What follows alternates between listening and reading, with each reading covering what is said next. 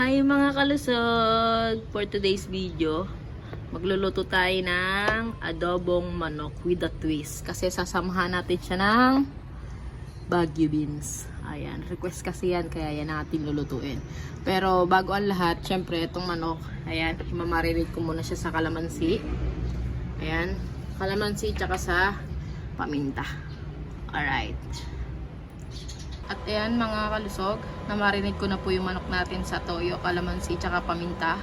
At tsaka nagready na din po ako ng bawang, sibuyas, at yung tinatawag kong twist. Ayan, nalagyan natin siya ng Baguio beans. At magre-ready na tayong mag-gisa. Ayan. At ayan mga kalusog, bali inuna ko lang pong gisa yung mga balat-balat ng manok para kahit pa paano medyo magmantika siya. Kapag mantikaan na natin siya ng konti.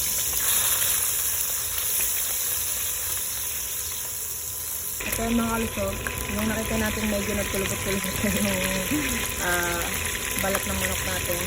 Ilalagyan na natin yung bawang. Iligasa na natin siya. Kasama na natin siya doon para at least kahit paano.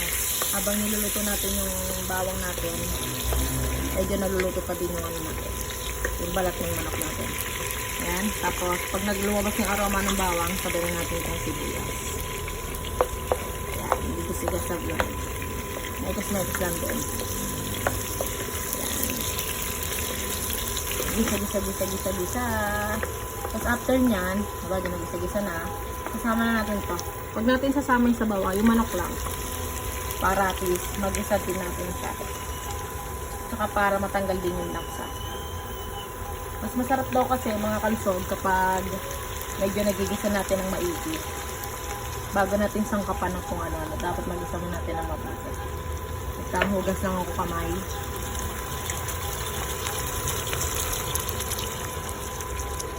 Yan, gisa-gisa lang.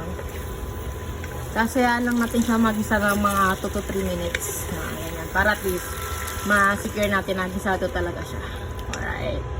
At yan mga kalusog, after natin siyang mag-isa ng mga nasa 3 minutes, lalagyan natin siya ng suka. Ewan ko ba kung ako lang, pero gusto ko kasi sa adobo yung nagtatalo yung asin saka yung ano, yung lasa ng maalat. Ayan. Tapos pag naglalagay tayo ng suka mga kalusog, huwag nating hahaluin agad. Hayaan muna natin maluto yung suka para hindi mabago yung lasa niya. Ayan. Tapos yung kanina, yung pinagmarinada natin, ayan, sasama na natin sa dito. Tapos dagdagan na lang natin, depende sa panlasa niya. Pentameter lang ako lagi mga kalusog. Tapos after nating malagay yung pinagmarinada natin, ito yung twist natin, ito. Kasama na natin yan dyan para at least kahit pa paano naluluto na siya. Kasi madali lang naman magluto ng adobo, diba mga kalusog? Para may lasa na rin yung Baguio beans natin. Hindi naman kasi aangay yun eh. Yan. Tapos yan, medyo kumukulo-kulo na. Pwede na natin siyang haluin para ano na siya, maghalo-halo na yung suka, pati yung toyo kanina nilagay natin. Tapos tikman nyo lang, tapos dagdagan nyo na lang kapag kulang pa sa panlasa nyo. Ayan. Ayan mga kalusog, bali na timplahan ko na yun, depende sa panlasa ko. Okay na rin yung goods na yan. Bali ang gagawin ko na lang is aantayin ko na lang siyang mag-reduce yung mga sabaw niya. Yung tipong halos nagmamantika na kasi yung request. Tapos mamaya plating na. At ayan mga kalusog, meron na tayong adobong manok na may Baguio beans na nagmamantika. Ang sarap-sarap na naman.